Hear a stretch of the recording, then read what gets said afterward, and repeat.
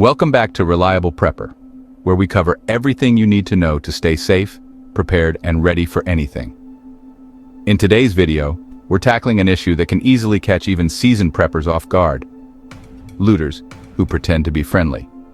In a post-collapse or SHTF scenario, you might think you're just helping someone in need, but trust me, that's the exact moment they'll exploit your kindness and catch you off guard. Letting your defenses down could mean disaster for you and your family.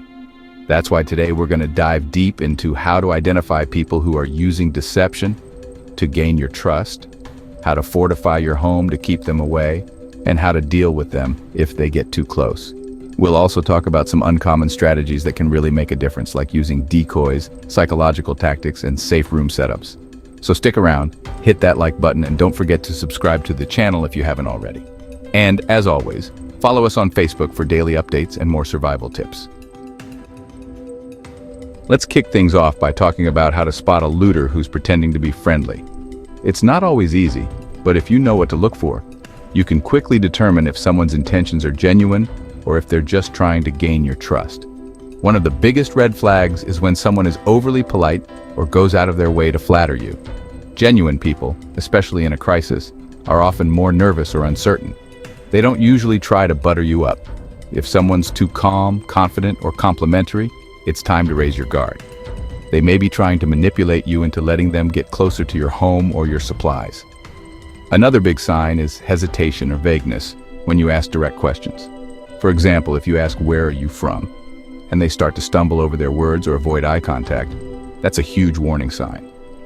Legitimate people in distress will usually be direct and straightforward because they have nothing to hide. Then there's the issue of body language. This one's tricky but can tell you a lot. Look for subtle signs of discomfort. Maybe they're standing too close, shifting their weight, or their eyes keep darting around like they're looking for an escape route, or waiting for someone else to show up. That's a surefire sign that something's off. You can even spot micro-expressions, those fleeting facial expressions that reveal true emotions, like a flash of anger or disdain before they quickly put on a smile. Watch carefully, because those quick slips can tell you everything you need to know. And finally, if someone's need isn't clear, be very suspicious. People in genuine distress are upfront about what they need and why they're asking. If someone gives you a vague answer like, "We're just passing through," or "We heard this area was safe," dig deeper. Ask specific follow-up questions. If their story starts falling apart, it's time to assume the worst. All right, now that you know how to spot the signs, let's talk about how to prevent looters from getting close in the first place.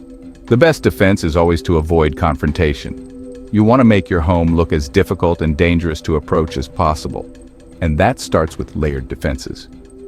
First off, you need physical barriers. A tall, secure fence is essential.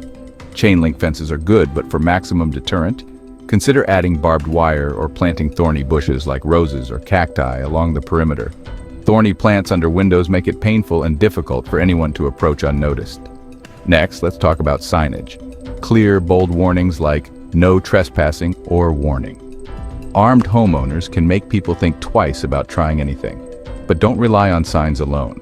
Combine them with other visual deterrents like motion-activated lights and surveillance cameras.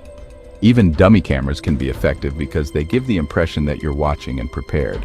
You can take things up a notch by adding early warning systems.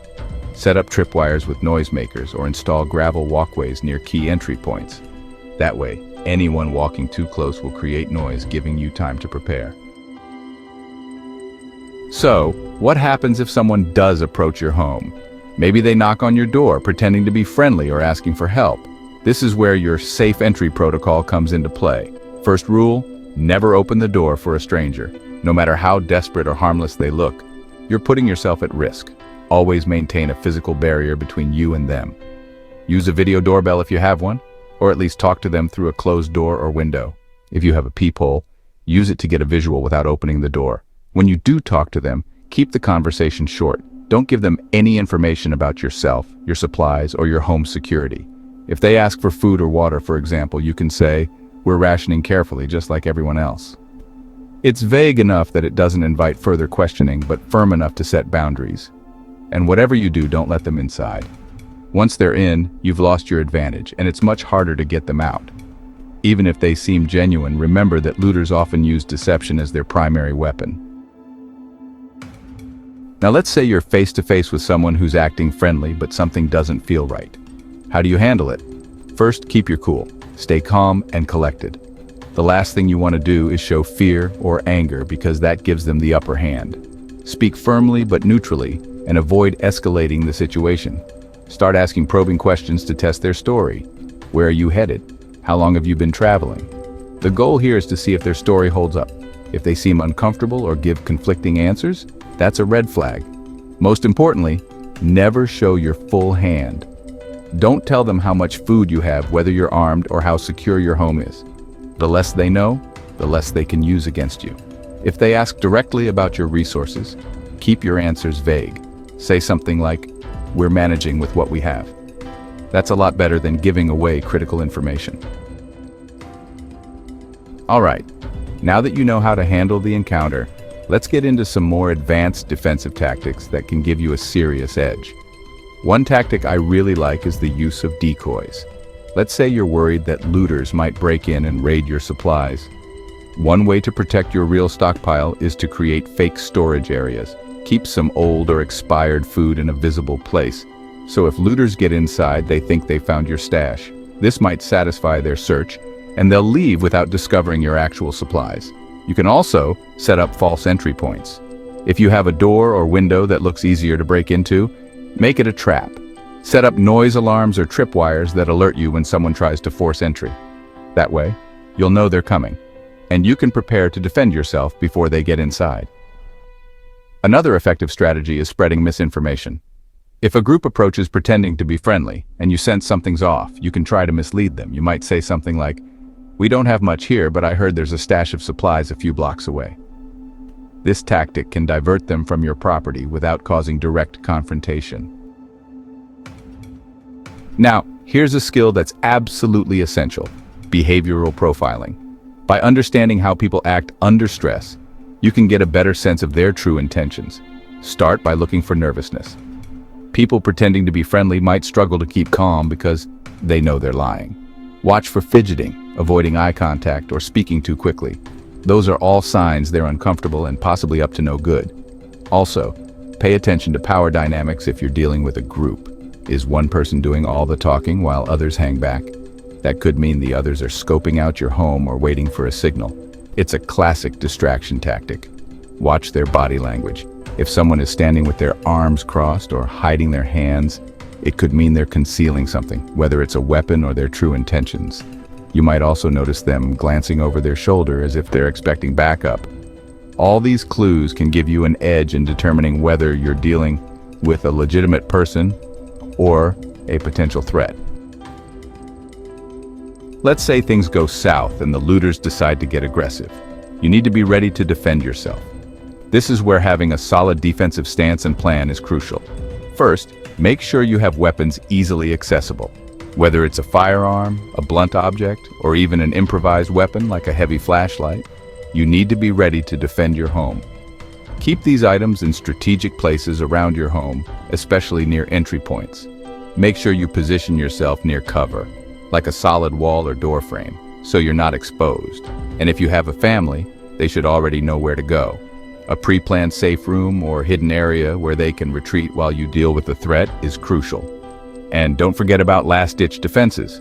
A fire extinguisher can be a great non-lethal weapon to disorient an attacker, or you can use a taser or pepper spray to incapacitate them without escalating the situation too much. Now let's talk about fortifying your home. It's not enough to just lock the doors and windows. You need to make your home as tough as possible to break into, giving yourself time to react in case of an emergency. Start with your doors. Replace any hollow core doors with solid core or steel doors. Hollow core doors are easy to kick in, so they're not going to cut it in a survival situation. Install security film on your windows to make it harder for the glass to shatter, and consider adding polycarbonate panels. Polycarbonate looks like glass, but it's 250 times stronger and nearly impossible to break. For windows, add bars or exterior shutters to make forced entry even harder. The goal here is to make it so difficult for looters to get inside that they give up, or you have plenty of time to prepare your defense. For your yard, think about defensive landscaping. Plant thorny bushes or cacti under windows to deter anyone from getting too close. You can also lay gravel around entry points, so anyone walking there makes noise, alerting you to their presence. Now, sometimes the best defense is a psychological tactic. If you can mess with a looter's mind, you might be able to deter them from attacking altogether. One trick is to use deception against them. If looters are pretending to be friendly, you can play along. Act like you believe them, but don't give them any useful information or let them get close. By playing dumb, you can buy yourself time to either gather more information or prepare for a defense. Another tactic is to project strength in numbers. Even if you're alone or with a small group, you can give the illusion that you have more people on your side. You could play a recording of dogs barking or people talking inside your home to give the impression that your home is well guarded. You can also leave multiple sets of boots outside the door or around the yard to make it look like there are more people living there. And always project confidence. If you stand firm, speak clearly, and maintain eye contact, you can make looters think twice about trying anything. People who are up to no good often prey on fear and hesitation, so don't give them that opportunity. Now, in some situations, you might not be able to defend your home alone. That's where building alliances with your neighbors comes in. But you have to be careful. The key is to build alliances carefully. Get to know your neighbors before a crisis hits. Understand who has useful skills and who's likely to be reliable when things go bad. But be cautious about how much you share with them. You don't want to reveal all your supplies or defenses, even to people you think you can trust, because desperation can change people's behavior. If you do decide to work with others, consider setting up a neighborhood watch. Rotate patrols with trusted neighbors and use secure communication channels like radios or walkie-talkies to keep everyone updated on potential threats. But remember, even when you're working with others, never let your guard down. Stay vigilant, keep conversations short, and don't reveal too much about your own preparations. So, there you have it. Everything you need to know about dealing with looters who pretend to be friendly. In a survival situation, you can't afford to trust just anyone. By recognizing the signs of deception, setting up solid defenses, and using smart tactics, you can keep yourself and your family safe from those looking to take advantage of you. As always, don't forget to hit that like button, subscribe to the channel for more prepping and survival tips, and follow us on Facebook for daily updates and community discussions. Stay safe, stay prepared, and remember, your best defense is always being one step ahead.